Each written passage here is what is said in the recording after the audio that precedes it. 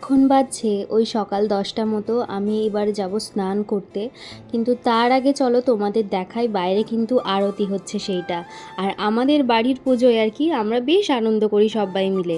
তো সেই জন্য সকাল সকাল সবাই স্নান করে নিয়েছে, কিন্তু আগের দিন যেহেতু আমার উপোস ছিল তো সেই জন্য আর কি আমার ঘুম থেকে উঠতে উঠতে প্রায় 10টা বেজে গিয়েছে। তো 10টার সময় উঠেই আর কি ফ্রেশ হয়েছি, তারপরে দেখছি ব্রাহ্মণ ঠাকুর চলে এসেছেন। তো চলো এইবার একটু গল্প করি কাকুদের সঙ্গে। আর এই ক্লিপটা তো তোমরা দেখেছো, কাকুরা এসেছিলো একদম আমার রুমে আর আমরা গল্প করছিলাম, তোমাদের দাদাভাই ভিডিওটা করে দিয়েছে। আর এনারা সত্যিই আমাদের আর কি খুব ক্লোজ মানুষ, আমাদের প্রত্যেকটা অনুষ্ঠানে এনাদের ছাড়া আর কি অসম্পূর্ণ প্রত্যেকটা জিনিস। তো যাই হোক, গল্প টল্প করে আমি এখন স্নান টান করে চলে এসেছি। আর তোমাদের দাদাভাই এইদিকে দেখো সবাইকে খেতে দিচ্ছে।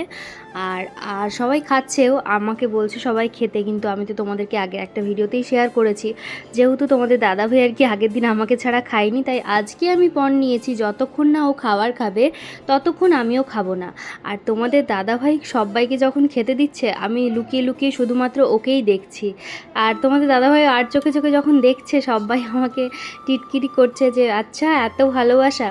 কি আর করবো বলো তো, কটা দিন তো থাকে, একটু ভালোবাসা না হলে হয়? আবার তো কয়টা দিন বাদেই চলে যাবে ও।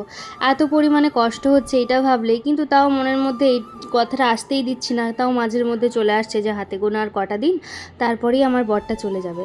আর দেখো এই লাল রঙের সুতির ছাপাটাও কিন্তু আমি নিয়েছি আগের দিন, কেমন লাগছে জানিও।